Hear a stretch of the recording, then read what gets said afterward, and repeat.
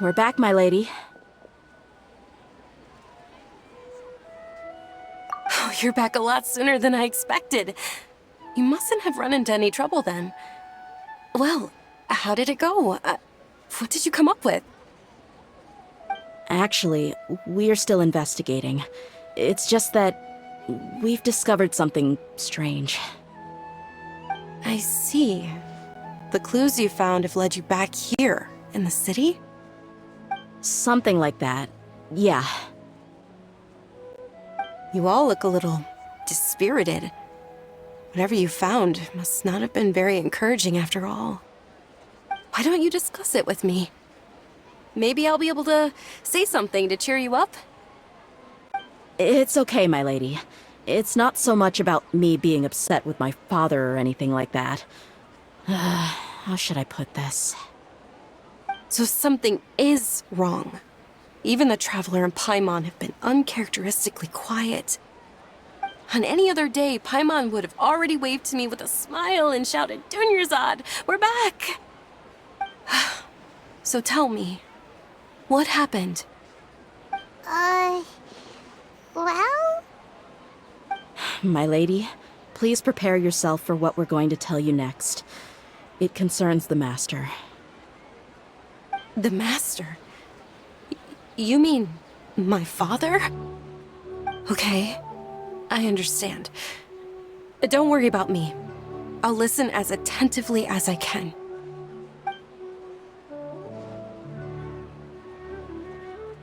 My father has been supplying goods to Dakan al-Akmar? Yeah, it makes as little sense to us as it does to you. I've never doubted the Master's integrity, so I'm having a real hard time rationalizing how he could ever support an infamous brigade like them.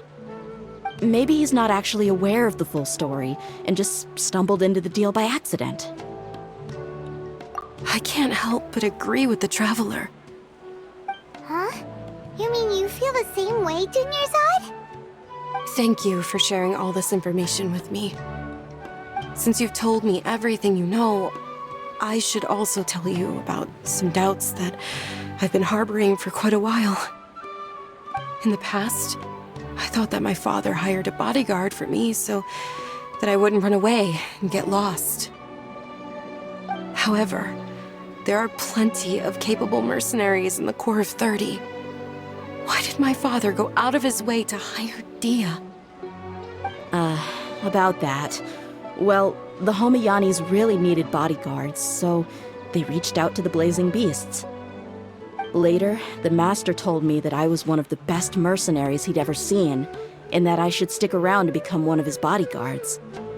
He offered me a pile of Mora, so I just signed on. Well, but that didn't really answer my question. Just think about it. Why did my father specifically reach out to the Blazing Beasts? Maybe the Corps of 30 just didn't have anyone available, or maybe someone recommended us. I've never given it too much thought. I think I get what you're saying. You'd think none of this was a coincidence. Precisely. At first glance, nothing seemed strange or out of place. But there are many parts of the story that don't actually make any sense. If my father had always been in contact with Dakan al-Akmar, then it would make sense for him to bring Dehya into our house. You mean the goal all along was to get Dehya to be your bodyguard? No, that's too much of a stretch. I cut all ties with my father a long time ago. He has no control over my life anymore. But that still doesn't rule out the possibility that your father has still been trying to influence your life without you knowing. So, the Master was not likely an innocent victim in all of this? Sorry we put all this on you so suddenly, Dunyarzad. It's okay, Paimon. I should actually be thanking you. Regardless of his reasons, if my father has truly been funding a violent group of mercenaries, then it's my duty to bring him back to reason. But is that really the right thing to do? My father has committed many atrocities and deserves all the punishment that he has coming to him. I have zero sympathy for him. You may call me an ungrateful child, but my feelings will remain the same. However, the Homayani family has treated me with nothing but generosity and kindness. If we decide to investigate this further, we could end up implicating the entire Homayani family. I would be biting the hand that's fed me over all these years. Dehya. It's all right, Dehya.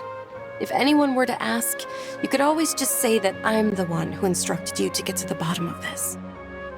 You don't have to do that, my lady. I'm not conflicted because I'm afraid of taking responsibility. Besides, you're the one we should all be worried about right now. Hey, it's still too early to give up hope. What was the thing about friendship again? Right, yeah, trust! You said that yourself, Dehya. Besides, there's no point on getting all riled up before we've confirmed all the facts. Thank you, everyone. That makes a lot of sense. I guess I should always remember the trust that I've placed in people. In which case, my lady, could you ask the Master to come out and have a chat with us? Sure thing. I also hope he'll be able to give us a logical explanation. Let's meet at the usual place then. Usual place? Ah, right! Thank you for coming, sir. Please allow me to introduce these two. This is the Traveler, and next to him is his travel companion, Paimon. Ah, yes, my daughter has mentioned them from time to time. It's a privilege to finally meet them in person. But we may skip all the pleasantries for now. What is the important matter you wish to discuss with me today? Well, we wanted to bring this transaction record to your attention. There's something on this record that we're all pretty curious about.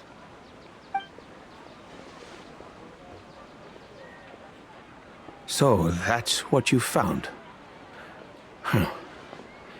Seems like I can't keep everything from you much longer. If you wouldn't mind, we'd like an explanation. Well, it's a long and difficult story. And to be perfectly honest, I'm not sure if I'm doing the right thing. What I do know, though, Dehya, is that the truth will bring you no solace. If anything, it will likely cause you a great amount of anguish. Wait, me? Yes, I understand perfectly why you came to see me. And I am touched by your collective commitment to do the right thing. But knowledge always comes at a price. And sometimes, as they say, ignorance is bliss. Your father, Kusela, and I both believed that. Of course, you have the right to seek and learn the truth, but I must warn you. The facts of this matter may reduce everything you've built for yourself into sand, blowing in the wind. If you must proceed, then Kusela's heartfelt efforts will also fade into the wind like a fleeting mirage. His heartfelt efforts? I'm sorry, sir, but I'm not sure I follow. I've made it this far in life without a single drop of my father's support. I have my own ideals and ways of looking at the world, as well as people and causes that I've chosen to cherish and fight for. None of these things have anything to do with him. I came here today to support you as the head of the Homayani family. No warning will change my stance on that. I understand. Then let me tell you a little story. Our family once needed to take a trip to the desert when Dunyarzad was just a baby. Along the way, we were attacked by bandits. They had superior numbers and quickly overpowered our bodyguards. When all seemed lost, a group of passerby Eremites lent us their support. Those Eremites were Kusela's brigade, Dehya al-Ahmar. Kusela's men told me that the attackers were Eremite mercenaries, just like themselves. I was shocked. Why would Dehya al-Ahmar go so far to save us and not spare the fellow Eremites? Kusela was grinning and walked over to play with baby Dunyarzad. She was startled by his unfamiliar face and nearly started crying. Really? I never knew. He said that he had no particular reason to help us. He just took pity on us because he had a daughter about the same age. We started talking about our children, and I sensed that he was a devoted father. To repay his kindness, I hired his brigade to help out at our estate for a time and offered everyone generous remuneration. So, that's what happened. It was many years before I saw him again. I almost didn't recognize him the next time he came knocking on my door. The man I knew to be strong and healthy had been reduced to a shell of himself. He couldn't even walk anymore without his cane. So, what happened to him? He was perfectly fine when I left the brigade. I'm not too sure myself. The only thing that didn't change was his cheery disposition. He said there was absolutely nothing to worry about and that he had gotten into a fight. That was all. He then suddenly asked me if Dunyarzad, now that she had grown, would need a bodyguard of her own. At the time, Dunyarzad was going through a particularly severe bout of her Elazar. There was no need for her to have a bodyguard when she could barely leave the house. But he kept coming back to the topic. Come on, it never hurts to be safe. How do you know a bodyguard won't come in handy one day?